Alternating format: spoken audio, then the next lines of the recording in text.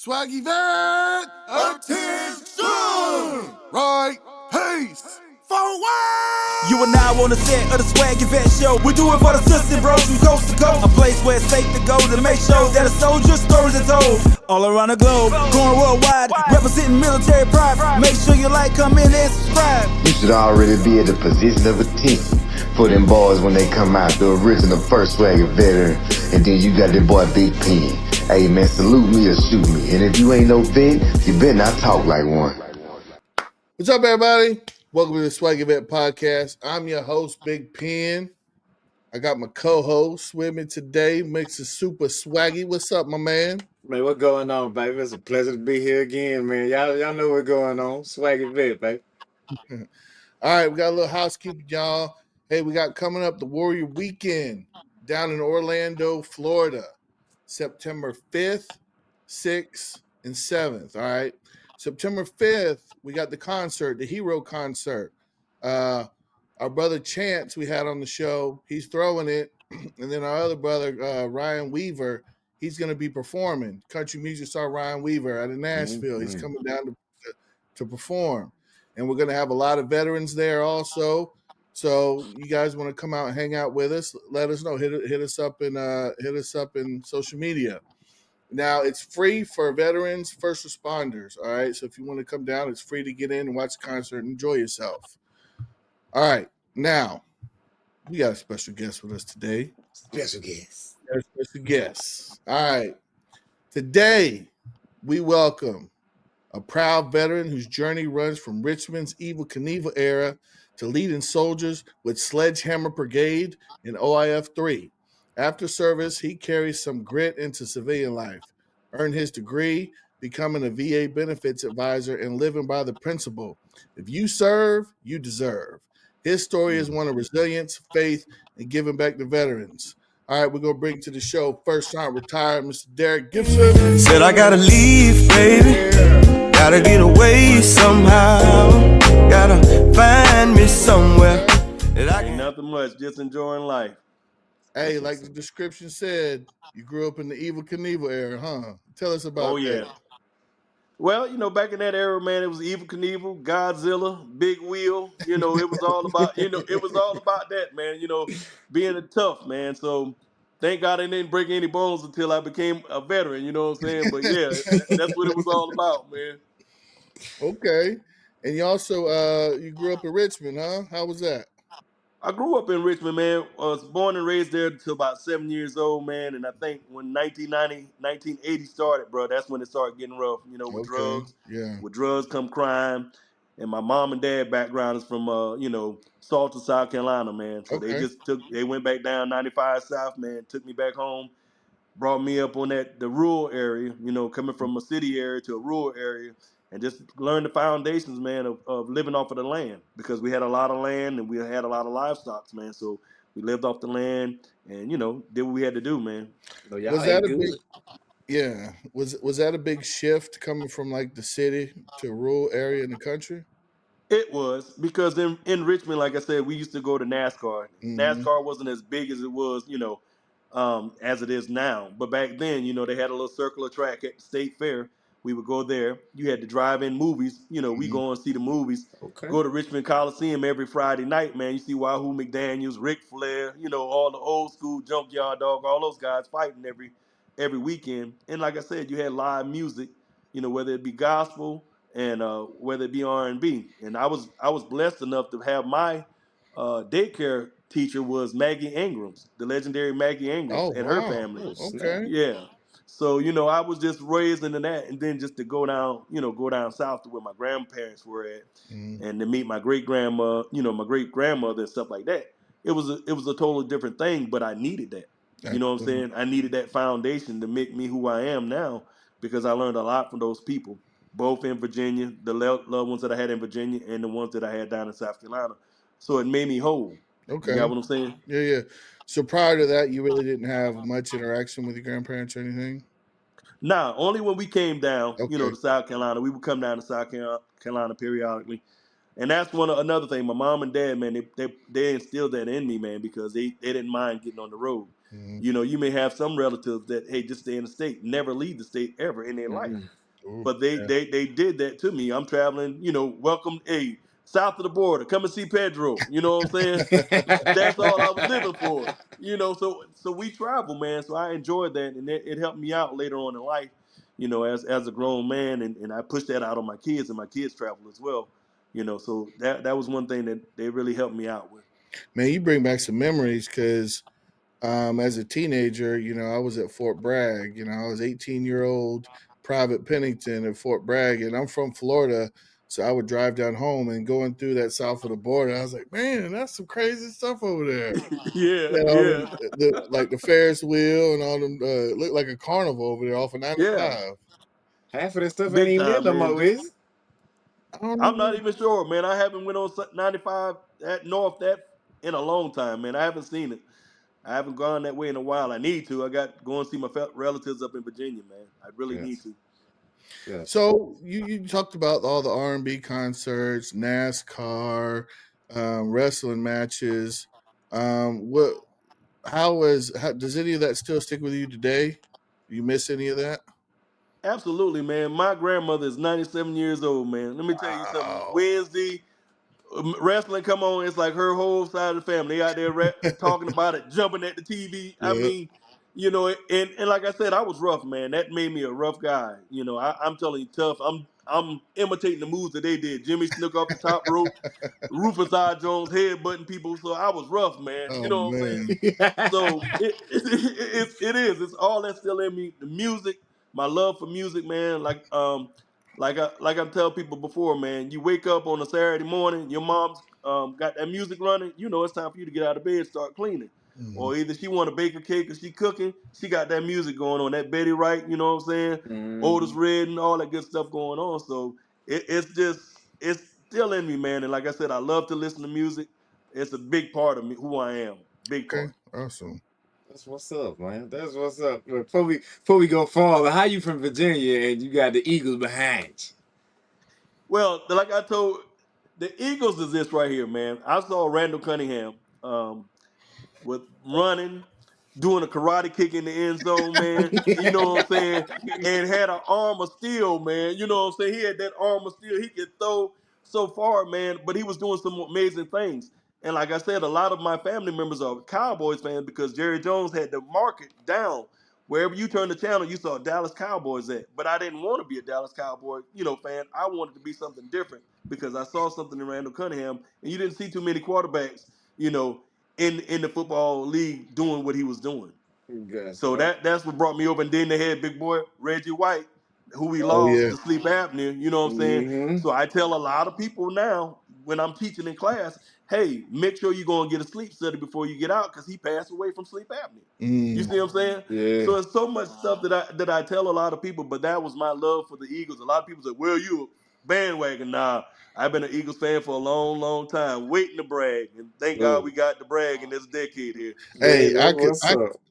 I could picture young Derrick Gibson wearing the big starter Philadelphia Eagles pullover. Remember when those were big with the starter on it? Good. Man, hey, I wasn't able to get the starter jacket, man, until I went to Korea. You know what I'm Oh, saying? really? $25. Hey, he ain't like I was in The Tongue Ton. $25 starter jackets over there, man. My first duty station was Tongue Ton. I was at Camp Casey, boy. You get the Bijou jeans and bowls for the low over there, boy. You know. Carl Kanai with Yep. some high techs. There you go.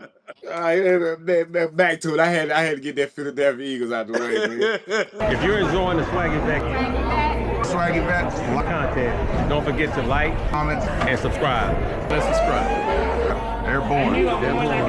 Like we spoke briefly, you said you had a strong military legacy in your family. Man, can you tell us about, you mentioned your Uncle William, Uncle Brother Gibson, and how this service led you to pick your MOS, your job still for the military? Well, while I was in Virginia, man, like I said, I had some family members up there. I had first cousins up there. I had, my uncle brother was up there. So a lot of people, I had I had family down there in Virginia, and I had family in South Carolina. But he Mm-hmm. was a diesel mechanic in the Air Force. So when he retired, he became a mechanic for one of the local airports around there. So I will always remember he would take me, to the airport. He had access. we go down to the end of the runway where the planes are flying, and I'm just sitting there and we just making good memories. And I had a lot of great memories with him. And so the young lady, one of my first cousin that was babysitting me, her husband was a veteran as well, and so was her kids. Her kids became veterans. They was going in the National Guard when I think I was turning about probably 13. They were going in the National Guard doing their duties. So I saw them doing all of that stuff, and like I said, Uncle Brother had an influence on me. So when I went to the MEP station, they gave me a list of MOSs that you want to do, and they were like, hey, don't join nothing to go boom boom. Don't you do that? Don't join anything like that. And so diesel mechanic came up on it, and I said, yeah, I'll go with diesel mechanic. My dad is a shade tree diesel mechanic. I can go with diesel mechanic, and that's one of the best MOS that I think I could have picked because it helped me with promotion down the line. You know what I'm saying? It was you learn your skill set. It was a skill set that you can use once you get out of the military as well. And so I thought it was a blessing, and it is a blessing that I picked that MOS. What's up? These mechanics. It ain't. How long was the AIT and basic together? Or you had to go somewhere else Nah, after basic? I tried to get away from my house, man, because I was trying to get away, gain my independence, man. So I went into Fort Lawson the Wood for basic training, you know what I'm saying? And then I went to Aberdeen Proving Ground, man, Edgewood on the Edgewood's part for the Mm-hmm. training, man. So Gotcha. yeah. Okay. Now, Mr. Jake in VA hospital visit, it was a powerful image for you. You said, how did watching him brag about good old Uncle Sam and taking care of him shape your expectation into going to the military? So once I got my license, man, my mom was like, "Hey, I'm not going up here. You can drive Mr. Jacob to the VA hospital up at around Fort Jackson and Columbia area. Take him up to the VA clinic up there." And so I said, "Okay, not a problem." I take Mr. Jacob up there. He said, "Look here, boy. You see how Uncle Sam taking care of me? I got a pension. I got free health care. See, Uncle Sam taking care of me. I got money in my pocket." I'm like, yeah, you're right.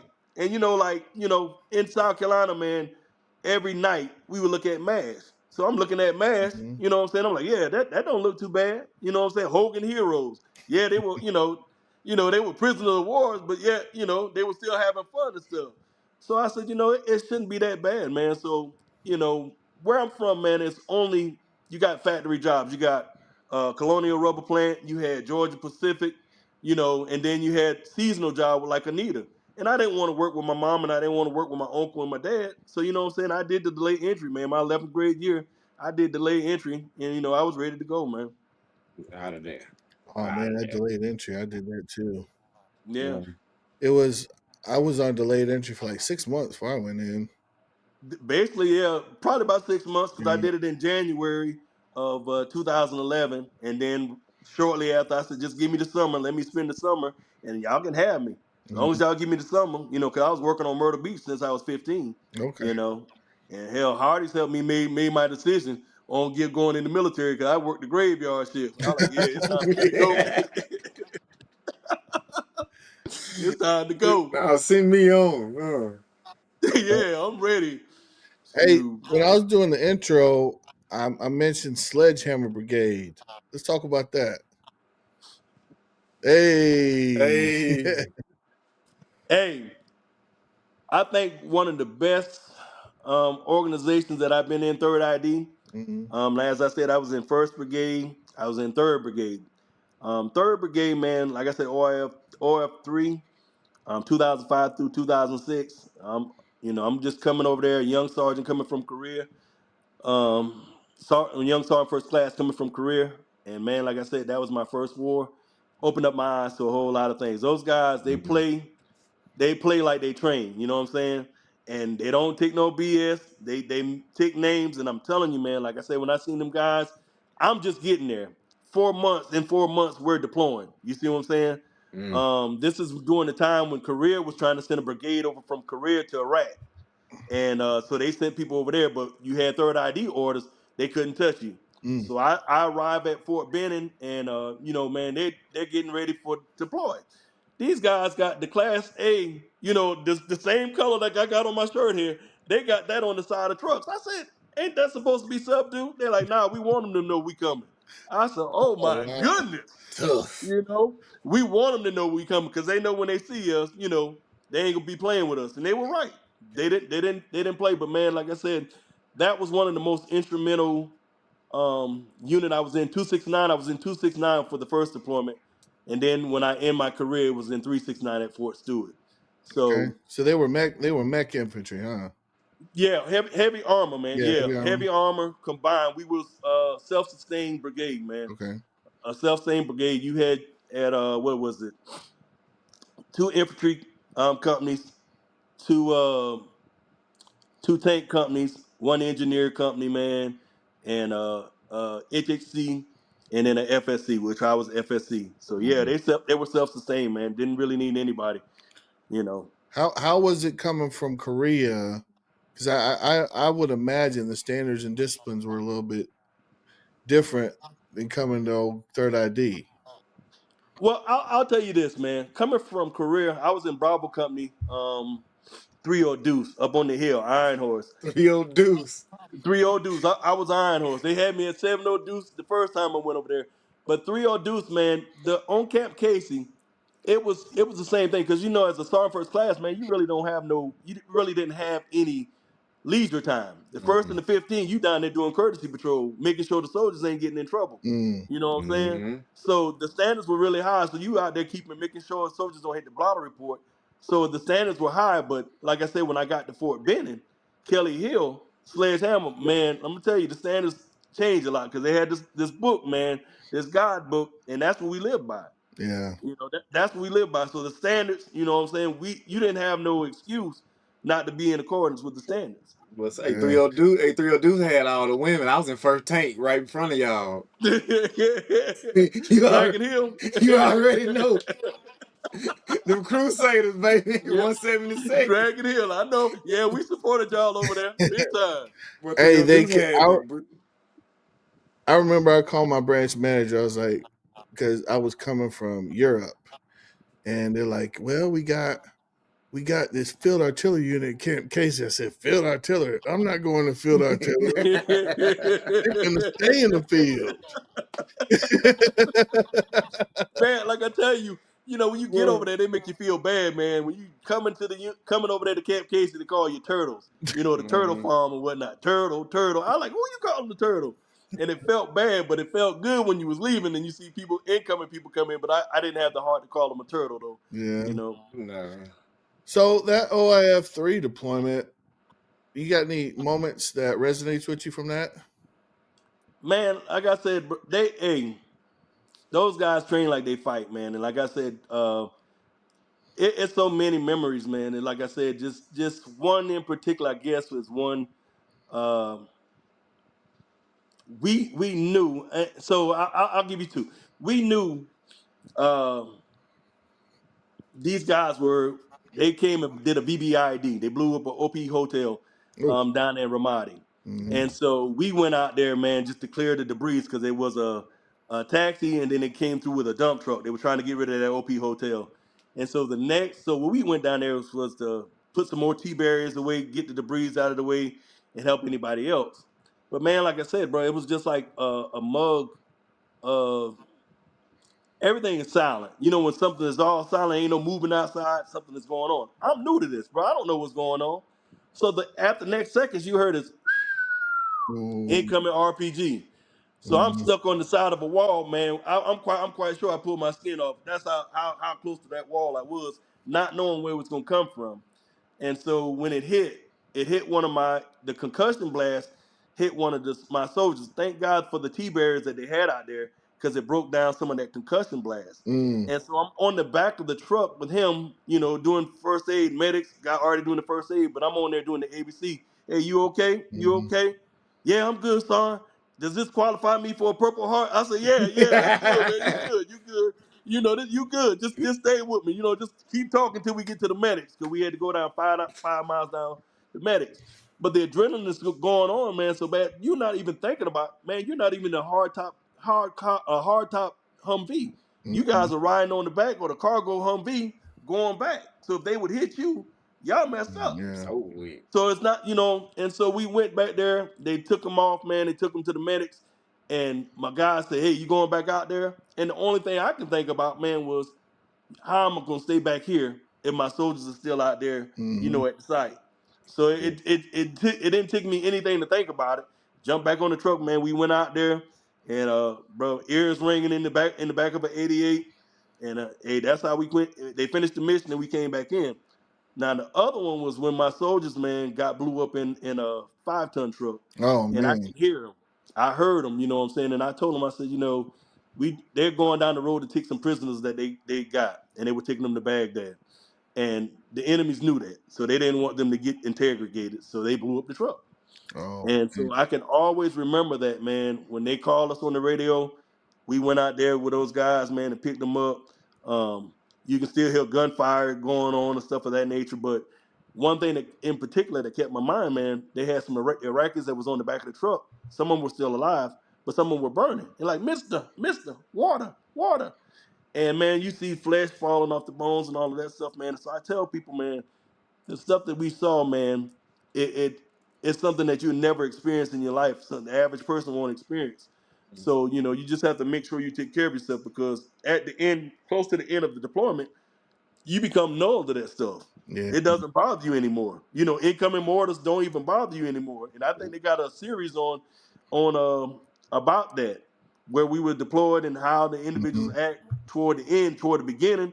Everybody was skeptic when they called, the sirens were going off incoming, and then toward the end we became numb to it. So, but You kind of felt helpless when that happened to your soldiers, huh?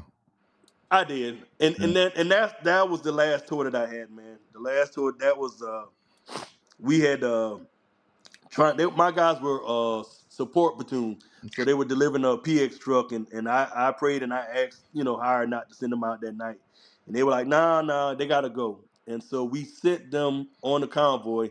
I had the drones. I asked for support, EOD to clear the route for them and all of that stuff, but the enemy was out there waiting on them, man, Yeah. and so that was seeing them on a drone with everything going down, but they did everything they were supposed to do. So being helpless, man, that's one of the things that hurt me the most, man, because I don't know if you guys went on a deployment and you were leaders, you ever had family members say, take care of my loved one, make sure you bring them back? 100%. You see what I'm saying? That's a lot of responsibility on the first on a leader, man, because you weren't not only are you worrying about yourself, but you worrying about making sure everybody come back. And thank God, all of my guys came back. All of my guys that was under me came back. Mm. Some of them were injured, but they were still alive, though. You know what I'm saying? So that was a big thing. Hey, heck yeah. So you moved through the ranks pretty quick, yeah? Yeah, I did, man. And it's funny because uh, bro, when I went to Germany, I Hmm. was kind of fed up. I was kind of fed up because I went to Bosnia. Now, Diggs this I-4. The Bosnia was scared. I was more scared in Bosnia than I was in Iraq and stuff. Wow. So I was done. I was like, man, I'm done with this. But a staff sergeant and a sergeant first class from South Carolina, like, man, hey, don't burn your bridges. Don't burn your bridges. I like, what y'all talking about? He like, when I get back, I'm just ETS. He said, don't burn your bridges. He said, you need to go to a field promotion board. I said, what is that, Sergeant? So you need to go to the promotion board out here. You ain't got to have the class A's and all of that good stuff. You can just go in your uniform. I said, okay, Sergeant. So I went and got promotable, man. Then when I got to Aberdeen, the department sergeant said, hey, in order for you to be a instructor, you got to have E5 promotable. You got to be close to a staff sergeant. So I got promoted, and like I said, everything fell into place, man. After that part, because I had a lot of good leaders out there that mentored me, man. A lot of good leaders that saw something in me. I'm an old soul. I acted older than my age, Okay. you know. So they saw something in me, and they did that, and they mentored me and told me, got me prepared for the board and all of that stuff, and so that transcended with me when I became a leader. I made sure my individual, I invested that in the same thing that I learned or got from my leaders into them.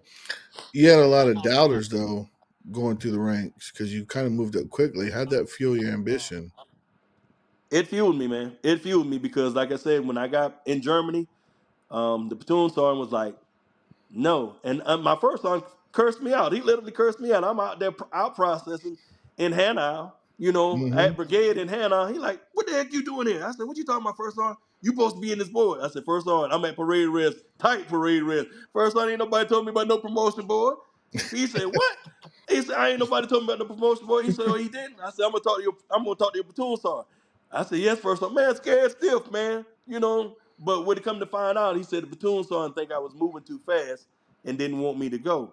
Didn't want me to go and get the promotable status. And he asked him, he said, who do you go to when you need something in the maintenance? Gibson. Who do you go to when you need this? All the answers was Gibson. Mm-hmm. But he said, you still don't want him to go and get promoted. He like, no. And so I had the opportunity to go and get promoted because he said no, he was the platoon sergeant, and I was, short. I was real short. So I just PCS to Aberdeen Proving Ground. Mm-hmm. And then like I said, I just asked Sergeant Major James West, the one that always told us don't have no regret. He said, hey, I can put you in a position, but you got to get promotable. I can put you in a position of instructor right now, but you got to promise me that you're going to go to the board and get promotable status, sergeant, promotable to staff sergeant. I said, okay. And the rest was history. The rest was history because I don't know if y'all remember that time, man. It was 1990. It was 2000 when a lot of people, in order for them to get promoted, they had to go to school. Yeah. Y'all remember that time? Everybody, in order for you to get promoted, you had to have, A knock, B knock. You had to get promoted. So a lot of people, PLDC, everything. yeah, you had to have those schools in order to get promoted. But and a lot of people was running from it because they weren't in accordance with the weight standard. So I said, hey, put me in, coach. I'll go. Even though I wanted to, how people were TDY from Germany. I wanted to get that big money from TDY from being overseas, but nah, like man. So I went anyway though. That's what's up. After all that, being in the leader position, commanding troops, like, how did it feel when you got out retired and went to your first classroom as a civilian?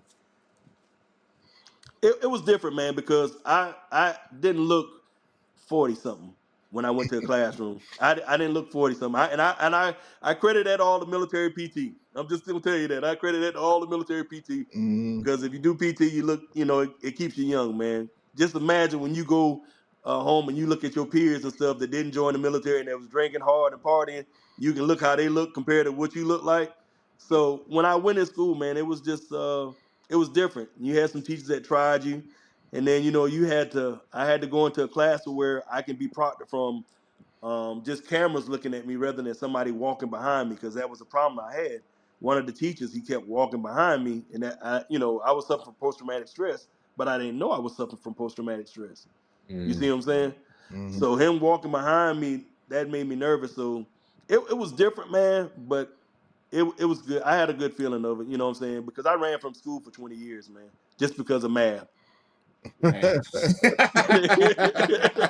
Just because of math, bro. Doggone man. Boy, them numbers Man. will get you. Them But it's numbers my get favorite subject now, though. You know what I'm saying? you. Hey, man, I've got to deal with that money, man. Nah, it's my favorite subject because it's absolute like science, bro. So that's when you have what I tell people, man, is whatever you did in high school, you wasn't more mature, you wasn't more focused. But Mm, when you become an adult, man, you're more focused. And if you have somebody that can inspire you to want to do something, you know what I'm saying? Because I had to have math in order to get my degree. But when you have somebody that can inspire you to do something, man, you can accomplish anything. Only true. thing you have to do is ask the question if you don't understand it, and they'll explain it to you. Thanks. Thanks. You said before you were anxious and excited to retire. What was your very first day of civilian life, and what hit you the hardest about being out of the military? Soldiers, man. I wasn't a mentor of soldiers. I my last unit, man, FSC 369, bro. When I left there, I cried. I literally cried. Mm. I cried because that was my family, and I told them I loved them to death. But Mama Bear wanted me home, and I was trying to see my daughter go to school, man, because I was a geographical bachelor for a long time, man. But I literally cried, man, in that last formation, and I told them that was my heart because my leadership was kind of different, man. And so when I left them, you know. I told him, I said, my leadership is different than everybody else. But if you listen to the things that I'm telling you, you'll be successful. And a lot of those individuals successful, not just at that unit, but other places that I serve as in the leadership role, man. But it was different, man. But you know, soldiering, because like now I can't do PT on my own. I don't have the motivation. But down there, Every day I go out there and I do PT, man. We go out there and I look in the mirror. Say, dang, I look fat today. Let's go and run 7 miles. And why we gotta run? Because you look fat. You know what I'm saying? Why we gotta run? I say, y'all keeping me in shape. Y'all Shoot. keeping me in shape. Y'all keeping me in shape, keeping me from getting kicked out the military. You know, so it's definitely with Soldier, man, and because you have the influence, man, to mentor, to develop, and raise other people's kids, man, that didn't have that in their life.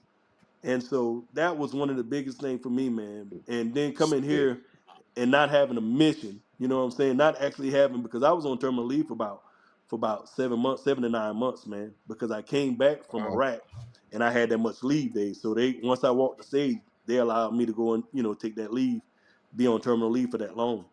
Boy, getting that check. Getting the check. And then once the Getting final the check. out day, you don't get that check. You get half of what you was getting on active duty. Mm-hmm. So that's a Ooh. big difference. You know what I'm saying? And then back then, it took forever, man, to get disability. It took me about a year and 2 months to get my disability. Oh You man. know, Now but did you get back paid though? yeah, me, we, Oh me and VA, yeah. we okay. Me and VA, we all right now. We all we good. We right. good. we good. We good. We good. Hold on. This a little off subject. You said you talking about PT when you was at Casey. Did you ever go that stairway to heaven? Man, always, man. That's what I'm telling. Man, if I could show you a picture of me, because in Casey, man, you got to think about it. We walk everywhere. We ride a bicycle, and yeah, you know what Bravo Company 3 Deuce was at. And we ran up that AHA as well. Right. So if they take you out in the rice paddy, you don't know where you at. You can't just fall out of run. You got to keep up with the run. You gotta keep going. Soy You got to keep Sound. going, or you're gonna be out there. I know you hit Soy Sound Mountain. Yeah. I know you did.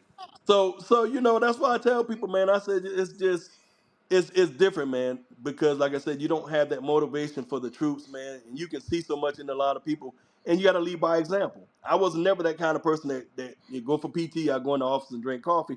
Nah, I'm out there with the soldiers. We doing PT, Respect. you Respect. know. Getting Bo, done.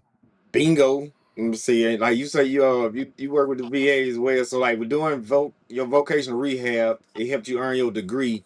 But what can you give us as a lesser known resource that you think every veteran should know about doing a transition? Well, this is what I tell people, man. My wife called me while I was in Iraq, and she said, "Hey, you need to transfer your education benefits over to your son." I said, "Okay, baby." I gave my son 2 years. I only had 1 year left. So when I got out and I wanted to go to school, you can't get no bachelor's degree off of 1 year. Mm, So that opened up the door for me, man. Because once I got my disability, all you need is 10% or more, 10% or more, in order to be eligible for VRNE chapter 31. Mm-hmm. So mm, that opened up the door, and I tell a lot of people, don't you preserve the life of your education benefits. Leave your chapter 33 alone, leave your chapter 30 alone. You can use that chapter 31. The chapter 31 is going to do the same thing that chapter 33 does for you. mm, Use that if you're 10% or more. But that's why I tell people you have to file a disability claim in order to be eligible for that. But it opened the door for me, man. It sent me to school, went back to school, got my degree, man. And the only thing they wanted from me, and as the main reason for the program, is to maintain that you can have an independence livelihood, that you can have a skill set that you can maintain your livelihood. yeah. And so after I finished my degree, they wanted me to find a job. And so, man, I applied for jobs, man, and then I was tired of applying for jobs, so I took a job. I applied for a job in Maxwell Air Force Base for a DOL, Department of Labor instructor, teaching Mm-hmm. them how to write resumes and all of that stuff. And this is why I always tell people, never never turn anything down. Don't self disqualify yourself for anything. Apply for it and let them tell you yes or no. Right. And so when I applied for the job, man, the boss called me and she said, "Hey, I got a job. I got a position in Fort Benning. Do you want to travel 100 miles one way to Maxwell, or do you want the job at Fort Benning? Fort Benning, 25 miles away from me." I said, "Put me in at Fort Benning, coach." And I started DOL. I was a DOL instructor there, man, in TAP. That's what's up. And so I've been there since about 2000. I say 2016, man. And then 2 years later, I converted over to VA Benefits Advisors, Oh, awesome. where I teach the VA. Yeah. That's what's up. Now, so you've been working with VA quite a bit now. At what moment did you say, okay, I need to be that person for others? I think when I took over as the VFW commander, man, I think Okay. that was the moment when I became a VFW commander in 2022, 2023. I think that was the moment, man, because I realized at that point how many people were not educated. Because like the classes we teach right now is mandated by Congress. Okay, Mm-hmm. 2011 when I got out, hey, thank you for your service. It was ACAP back then. Thank Mm-hmm. you for your service. No VA was involved. So the only way that I found out about VA was because I was walking in my uniform down at Parker at Gate 7 and in a Family Dollars, and this lady saw me in uniform. She said, "You about to get out?" I said, "Yes, ma'am." She said, "Did you file a disability claim?" I said, "No, ma'am. What are you talking about?" And she sat me in the cleaning aisle, and I'm quite sure they thought I was. They thought sure we was stealing back there because she was giving me a briefing, And so when I moved from Fort Stewart, I came back home to where my family was at because I was a geographical bachelor at Fort Stewart. Came back to Fort Benning, and I out processed and I actually filed my disability claim. So that's why I learned about it. Mm. But it's just learning from my experience and then learning that these other veterans that never had this right here. So that's why I try to spread the word when I teach these guys. You go out there and you teach these other veterans of different eras, their dependents, their family members, because they didn't receive this. And so they got some stuff out there. If they're eligible for it, might as well get it. But if they don't know, they're not going to apply for it. Mm. Did so during your time now, has there been any success stories that really resonate for you? Like that you helped the person out that really like, man, they needed. It, it, it is. It's been quite a few. Like I said, VFW commander, listen to voicemails. It's a veteran out there that, like I said, it was an amputee Oh, from 1968 Vietnam. wow. Leaders thought he was on drugs or high, because he passed out in front of a tank and the tank ran over his leg. Mm, Got a voicemail from the neighbors. Neighbors were taking care of him. He was eating out of their pot. You know what I'm saying? Because his disability compensation was 40%, and that paid for the rent, telephone, electricity. And so he really didn't have that much. But Mm. they called, left a voicemail, and said, "Hey, is there any way you can help this veteran now?" Now, some VFWs they have what we call a relief fund. We try to do a relief fund, but we don't have as much to help people out. A monthly thing. And then, so I said, okay. So I sent a patient advocate from Tuskegee, and she went over there and she did the paperwork on him, and she found out so much information on him, and she helped him out. And the veteran like I said, he was discharged from the hospital for an epilepsy attack. mm, 2 days. Then he had an eviction notice on his door, and so I sent her over there to talk to him, and she talked to him, and she took care of him. But he was at 40%. Imagine being 40%, 1968, medically discharged, sent back home to your mom and dad at the age of 21, yeah, that's and that's crazy. all you rated at for 40%. Man, that's crazy. So from 1968 to 2022 to 2023, that's what he was getting. He should have got back pay. I don't know if they gave it to him or not, man, but I know they increased it, man, because it was so many things else that they can put as secondary on that. So they helped him out a lot. She helped him out a lot by going there and helping him file that disability claim.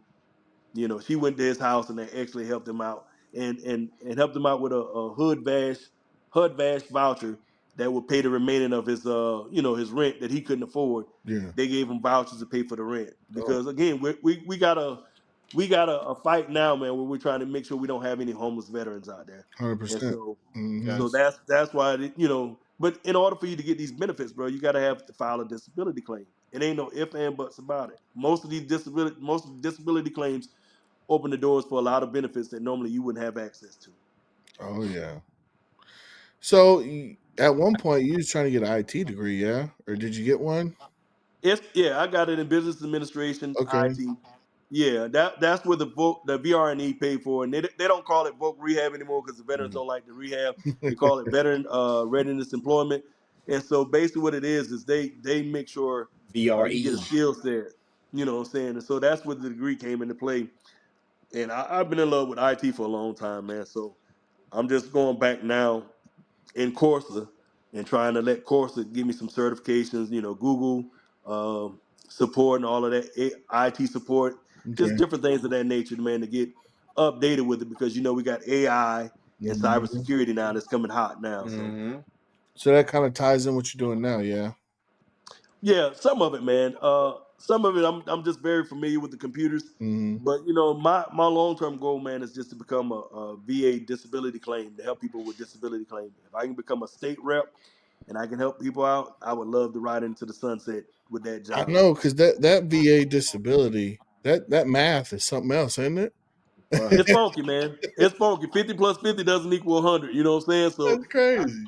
I don't know, but I tell people, you know, just list everything that actually happened to you Hmm. and the things that you don't even know, man. Because I tell a lot of people, man, my blood pressure was high since 2005, since the first war I went to, Hmm. and I was never diagnosed with hypertension or anything, man. So you know, 2 years after I retired, man, that's when they told me, hey. You got high blood pressure, and the doctor started fussing at me. She said, "Why you ain't come in early?" I said, "You told me the appointment's at 2:30. You know what I'm saying? What am I supposed to do? Demand y'all see me?" But then, you know, she told me, man, she looked at the post medical exam after we come back from deployment, and she said, "Your blood pressure was fine before you went on deployment, but now it's high, and nobody never Mm-hmm. diagnosed me." And I got upset, man, because you know we used to take tank trails and run down tank trails and whatnot. And I said, man, if I'd have passed out, nobody would have known what was going on. I could have died on a tank trail. Yeah. Yeah. So, you know, and again, I credit Army PT for saving my life, man, because if I wasn't full in that PT, I'd probably been dead, man. I'd probably been dead. Yeah, it's crazy. I went to a chiropractor not too long ago, and I've jumped out of airplanes for 14 years, and did some skydiving and a couple deployments, and my L5 and L4 is like shifted forward. And the chiropractor said, because I like to lift weights. She's like, if you didn't lift weights like you should, have that muscle mass, your back would be all jacked up. Right. So yeah, Army PT and years of lifting weights kind of saved me. Right. Being active, man, and I think that's one of the things that we don't do once we get out. Some people don't want to be active. At least 30 minutes of PT, man. At Yeah, least yeah. 30 years of PT. Absolutely. And I tell people this right here, and it's near and dear to my heart, man, because I tell people, I said, if you have health care, use it. Use it. I tell people, a lot of people don't know, especially when you're dealing with cardio. If you have tightness in the chest, shortness of the breath, don't play with that. Don't play with that. That's why we have a lot of retirees when they get out in the military, they don't live long. They pass away because they're not getting that stuff checked. So I ask people, and the doctors might shun upon it because of insurance and stuff. Just like we get a colonoscopy, you need to check. If you have those symptoms, you need to go and check and get a catheter where they can see if you have blockage in your Mm-hmm. veins. You know what I'm saying? Because I was fortunate. I was one of those fortunate individuals. I went and I told them, I said, man, I got still shortness of the breath, tightness of the chest. They did a catheter for me. Bro, I had 70% of my veins, four of my veins blocked. Oh So wow. they had to put 4 stents in. Mm. You see what I'm saying? So I tell people, don't play with that. If you got the health care, go and use it. Go and let them run that 30-minute test. That'd be the best sleep of your life when they put that anesthesia in you. Best 30 minutes of sleep you'll ever get, man. And get it checked because that saves a lot of people lives. And a lot of people are finding out now when they go to the MRIs that they have blockage. They have Yeah, blockage. So that's you got to crazy. take care of yourself, man. It was the Yeah. same way with me. When I first retired, I got out. I didn't know. I ended up drinking more. I stopped doing PT. I ended up my father, my brother, them all got diabetes. But the whole time I was in the service, I would lift like with pen, big pen. I would lift. I would go Right. run. I would still do stuff. But that first week I got out the military, I ended up going to the hospital. My sugar was 918, and I figured they found out I was diabetic. Right. And that's So why I tell people, PT, man, is good for you, good for me, man. I got to Hmm. tell people, please get it in. Before COVID, man, I was an elliptical king. Post Oh COVID, yeah. dude, nigga.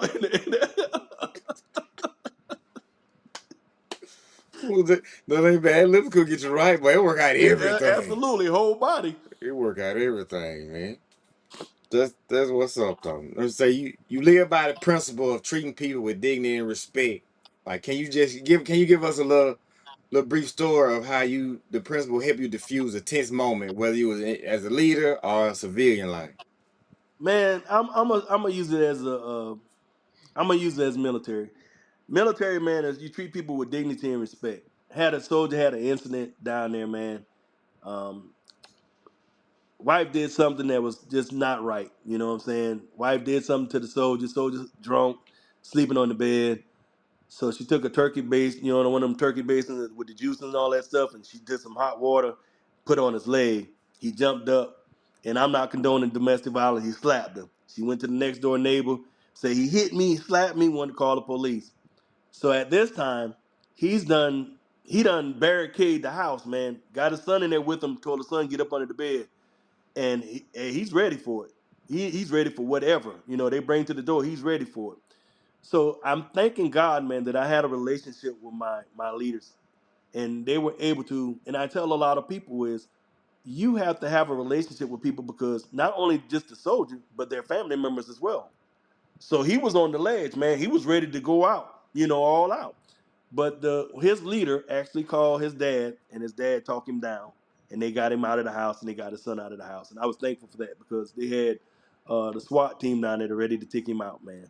So I was thankful that just having that kind of relationship with all of my service members, man. And like I said, I'm not getting credit for anything because I know my soldiers. I know everybody that served with me. I know they took care of me. You know what I'm saying? So I can't take all the accomplishments. I give all credit to my soldiers, regardless of the rank. I give credit to all of those guys because, like I said, if they didn't believe in the method that I was preaching, it wouldn't have worked.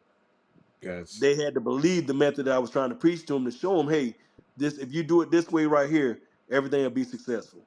So they had to believe in me, man, in order to make me successful. So I tell a lot of people, I didn't do it. I just influenced, like you said, you influence somebody to do a job. You know what I'm saying? And they actually did it. They did it, and they did it real well, man. So I was grateful for that relationship that they saved that soldier life, man. Couldn't Well, keep him in the military, but thank God he's alive. You know what I'm saying? thank God. Having a good leader make you follow somebody in the war at any given time with no And hesitation. and that's the thing, man. Back in the day, they used to tell people, "Why are you making them do push-up?" You can't drive a soldier off of fear of you because if you Mm. go to war or something else might scare them and they forget everything. But if you show them that and you show them how to do it, man, and you give them love, and like I told them, my wife was like, "Why are your soldiers still calling you?" I got called for finding out baby reveal showers, weddings, and all kinds of stuff. She said, why are your soldiers still calling you? You was hard on them. I said, I was hard on them, but I was fair. That's If fair. I tell you what to do on the safety briefing, don't go out there and do the total opposite. I was hard, but I was fair, and I did it with love. I didn't do it out of spite. I did it out of love. You That know, was there was respect. yeah. Respect. Mm-hmm. But now, if Yeah. you could go back in time to your 18-year-old self before you joined the army and had a conversation with yourself before you raised that hand and took that oath, like what would you say? What would be the conversation you had? I probably would do the same thing, man. I just tell them buy land, buy more land, get educated, Thailand. invest in Bitcoin. You know what I'm Oh yeah. Get some stocks, some trades going on. saying? That's probably it, man. Because like I said, I had a good father, man. I had a good support system, man, at home. But they gave me the foundation, man. But like I said, I have no regrets, man, for joining the military. I am so thankful that I had the career that I had, man. Because like I said, now I'm helping other people with it. You know what I'm saying? But that's about it, man. Just invest more money. You know what I'm saying? Buy more land, and because I'm happy, man. That's the main thing I tell a lot of people. Be happy at what you do. Life is short. Life is short, man. And earlier you dropped a real powerful quote. Big Pen said you had, if you serve, you deserve.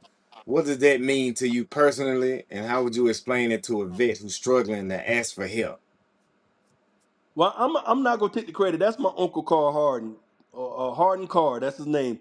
He's a Vietnam veteran as well. He was a patient advocate out of Tuskegee, um, and he actually he would go out there and like he said, if you serve, you deserve.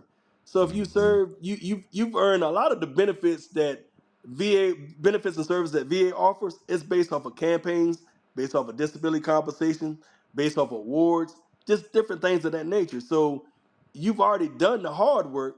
All you have to do is go on and apply for it.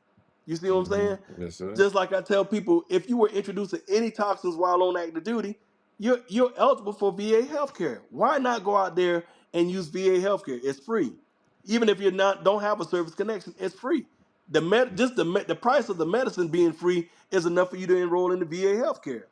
Free. You see what I'm saying? So a lot of people don't know this, man. But if you have a percentage from 0% to 90% right now, and you didn't retire or you weren't medically discharged with 30% or more on the DoD side, you are eligible for what we call the Veterans Health Identification Card. The Veterans Health Identification Card will grant you access to posts. As long as it has service connected underneath your picture, it will grant you access Mm-hmm. to posts, grant you access to the PX. commissary, the PX, the MWR, and that place is going to be crowded on Friday. The Class 6. It's going to grant you access to all of that. You see what I'm saying? And because remember, back in the day, when a soldier got out of the military, we would take him to the front gate and escort him to the front gate and say, good luck. That's it. And that was the end of it. Mm. So now, if you're registered for VA healthcare and you have a percentage of 0% to 90% as of January 1st, 2020, man, you get access to posts. So all of those good things. So I just tell you, man, it's Uncle Carr and his team, Mum Phil and Miss Yolanda Mills. Man, that's one of the greatest teams that I had out there that was supporting people during COVID and post COVID. But those individuals, and that's what Uncle Carr was said. If you serve, you deserve it. And I guess what? I just picked it up and I said I'll push that on as well because it means a lot. It's fitting. Mm. That's what's I up. know the VA's gotten a lot better over the years because before they weren't as savvy as they are now. Mm-hmm. What would you say to somebody who's had poor customer service? Go to another person because go find another person. Don't accept what one person do. If you feel like you're being deterred from it, don't accept that. Go back and find somebody that because you have a lot of passionate people out there that's going to do some research. You know what I'm saying? I'm very passionate about what I do. Like I said, I love doing what I do. I don't even consider it a job because I said I got a crew. My site lead, my co-workers, 96 years of combined retired military service. Mm. I'm giving advice to these service members. I'm still developing and I'm still teaching these individuals, you know what I'm saying? Hey, these are some of the things you can do to make your transition that much smoother than mine. I was a senior non-commissioned officer first sergeant. And when Mm-hmm. I got out, I'm saying, dang, I had to go and get me a CDL license. Mm. You know, I had to go and get me a CDL license that would complement my check until, I got my disability claim. And so that's what I did. And I said, my transition was that hard. I know these junior enlisted transitions may be a little bit harder. So I'm trying to make it easier for them, man. So, everything, like I said, just giving back, man. And I got that from my mom. I got that all from all my family members in them, man, because I can always remember my grandma was one of them people. She had a pot. And anybody would come by her house and they say, hey, Miss Annie, Miss Alice, can I get some of that? And she'd give it to them. Man, I'm telling you, like that pot never got empty. Seemed like that pot never got empty because her blessing was giving people. It's like the pot never went empty. I was like, God darn. So if my thing is giving back to people, if we can give back to people, show humility and a little empathy toward people, push them to do the right thing, man. Because like I said, disability claims can help change their lives. And a lot of people out there have served and don't even know. You got a lot of spouses out there because the veterans kept it secret to them. They don't know that they're eligible for benefits. Yeah. You Mm-hmm. know what I'm saying? But the biggest thing is this right here, man. This is the main reason that I harp about people filing a disability claim. If we should pass away, man, from a service-connected disability, right? If that service-connection disability is connected to our cause of death, then their loved ones will get what they call DIC, dependent indemnity compensation. Mm-hmm. Now, if that service member did not file a disability claim, then they don't get anything Mm-hmm. unless they got insurance or something of that nature. But then if it actually did file a disability claim, then the disability claim is going to stop once the veteran passed away. Mm-hmm. The retirement check is going to stop when the veteran passed away. You got what I'm saying? So in order for you to take care of them, you have to, make sure you leave something behind, and that's to make sure that they had the cause of death was service connected. 100%. So a lot of people they get really frustrated. They get out and they say, "I got to file some claims," and they kind of don't know what to do. So then they Google some stuff and then end up paying for that. Why is it important not to go somewhere and pay for it? Please don't pay nobody. You please don't pay nobody. If y'all want to give a donation, I done paid IRS for I had to do some tax return. Y'all want to donate some money, send it my way.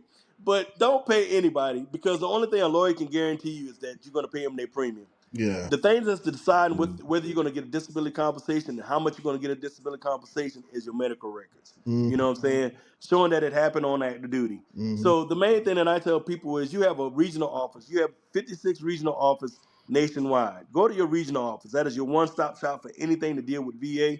They will take care of you. You got what I'm saying? Then you also have your state VA reps as well. They can help you as well.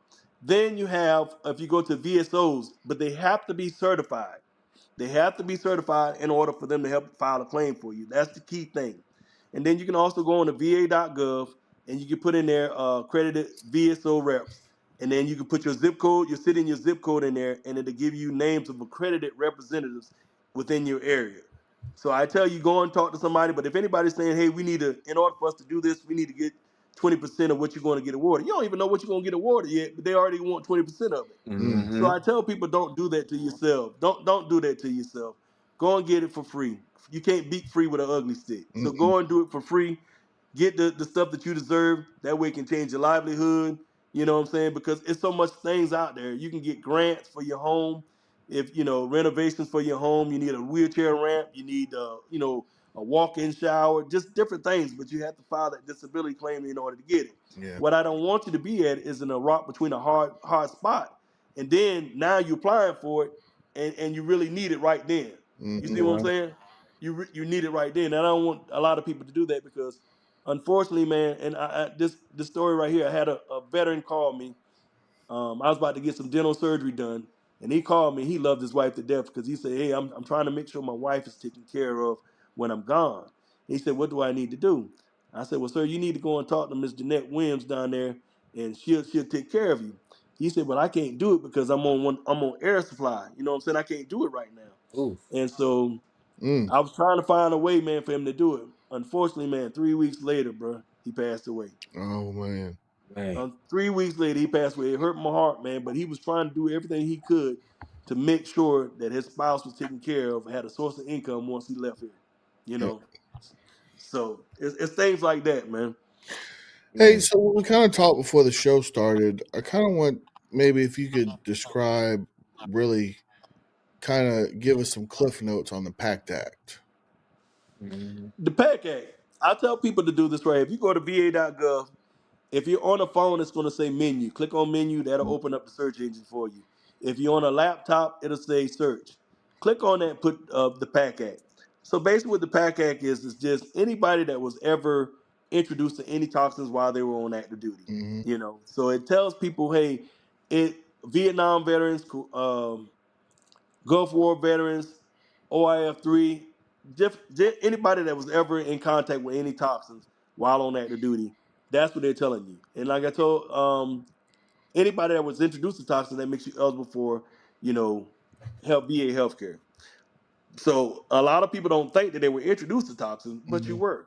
You were surrounded by toxins, and you just didn't even know it. So I tell a lot of people just go and get treated for it because some of the things that you may be suffering from right now may have came from some of those toxins that you were introduced to. Like during the Gulf War, a lot of people say, "Well, I ain't never been introduced to radioactivity."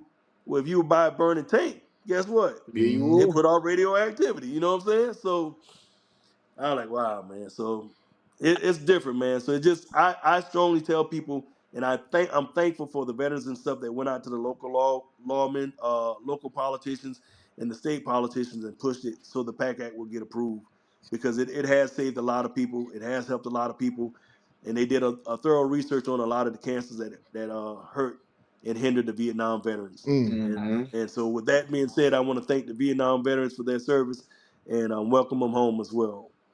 Yeah, because what we were talking before, they really didn't get the They get a lot of stuff. the credit that we got coming back from OEF, OIF. They kind of got put Right, to the side. right. Yeah. So definitely, they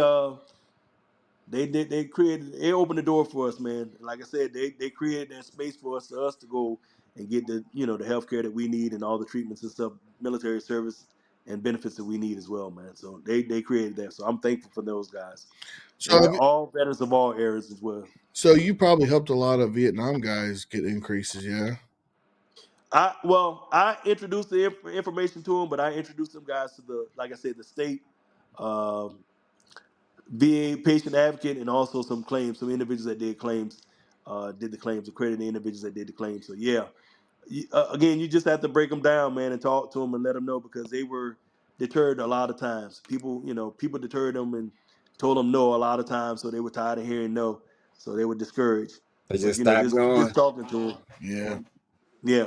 Yeah, I felt like that at first when I first got out. It took me a while to get my disability and back pay because I wasn't informed when I first got out, and that no, and then even with myself, I was the youngest. I retired when I was 28, so I was the youngest in the VA. So I was like, man, I'm gonna just let these old heads have it. I don't want to take nothing away from them, but it was somebody such as yourself was like, hey man, look, you went to war, you got hurt, you got this, you got that. Hey man, go in there and search for it. So And I, that was I me too, man, because like you said, you were looking out for the older veterans, because if you go mm-hmm, to a VA clinic, like I went to Tuskegee, man, it hurt me, man, because to see these guys out there trying to get VA healthcare, it hurt me. And so I said, I got TRICARE. I use TRICARE for the primary. I'll go to TRICARE. I'm not mm-hmm, going to mess with VA. And then I got to start working with the guys that I work with. And they're like, you better go on and enroll in the VA healthcare. That's what, mm-hmm. what I'm saying. That's where your disability compensations come from. You go to VA healthcare. So I do both. I do go to VA and I go to, my TRICARE, because, like I told you, that's where your compensation come from, because you want to make sure you keep your log. TRICARE and VA don't talk unless you, the client, make them Mm. talk. Bingo, bingo, respect, respect. So for someone there's meeting you today, like we putting you on this platform, how can they reach you, to get help, or your social media, everything, man? So go ahead and spill that out for us so we can get that going. I tell anybody that's trying to get in touch with us, and I'm not talking in the capacity as a VA benefits advisor on here. I'm just talking as a veteran. I'm sharing information. But as a VA benefits advisor, if you guys, anybody needs some help, need to talk, uh, need some resources, just look at Fort Benning, Google Fort Benning TAP. If you Google Fort Benning TAP, you'll go down, you see my boss name, Tony Hobbs, Melvin Tanner Jr., my name, Derrick Gibson, just to track one of the R's from the name, from my first name, and then Titus McCray. And like I said, our area code is out of Crystal City, Virginia, so it's a different area code. So, but just give us a call or send us an email, but don't send us anything with your social security number on there, or health records, because your health records are on there as well. Because basically what they do is a quarantine, and we won't ever see it. But if Mm, you need any guidance, that's basically what we're there for, and we'll link you up with somebody that's local to where you're at. But we also give you advice, because I tell people knowledge is like this. It's a book. A closed book doesn't share any knowledge. mm, Only when you open a book and read it, and that's when the knowledge is shared. So that's why I'm asking. I'm hoping anybody and everybody just share that knowledge with other people, because, like I said, you have a lot of benefits out there that you've already served and deserved. Get those benefits and find out what's going on. That way can complement your livelihood. mm. You in Columbus, right? I'm in Columbus, Georgia. Columbus, Yeah, Fort bingo. Benning. Gotcha, Yeah. gotcha. Yep. What's the VFW number you at? It's 665 VFW 665, and then American Legion post 35. Okay, got you, Bingo, got you. gotcha. Yeah, Respect. we trying to get some people to sign up, do a member drive. Please do that, man, because that's the thing. Mm-hmm, We definitely need membership. I'm glad you said that, man. We need members, man, because we need fresh ideas, and we need Mhm. members in order to keep the organizations going, because these organizations are for the dependents and the veterans. You know what I'm Absolutely, saying? And active duty members as well. They can come out there and have a good time as well, man, because they need some place to feel comfortable, man. You know, 100%. And what do gotcha. we like to do as veterans? We like to sit down. We like to talk. We like to BS. So that's the perfect place to absolutely. do it. Absolutely. Yeah. Bingo. Miss. All right, Miss Derek, you got anything in closing, my man? Nah, man, I appreciate the opportunity, man. I thank y'all for the opportunity, man. This is big to me. And like I said, just if y'all can share that information, I thank all my soldiers that I serve with, man. Uh, uh, like I said, all these veterans that serve as well, man. Please go and get what you rightfully work for. So please Absolutely. go and get that. You serve, you deserve. Get the benefits that you need. Hey, Yes, sir. we got a lot of good nuggets from you. We appreciate you coming on the show. Thank y'all for Always. having me. Yes, Yes, sir. sir. Hey, until next time, stay swaggy, stay strong. Peace. Peace. Yeah.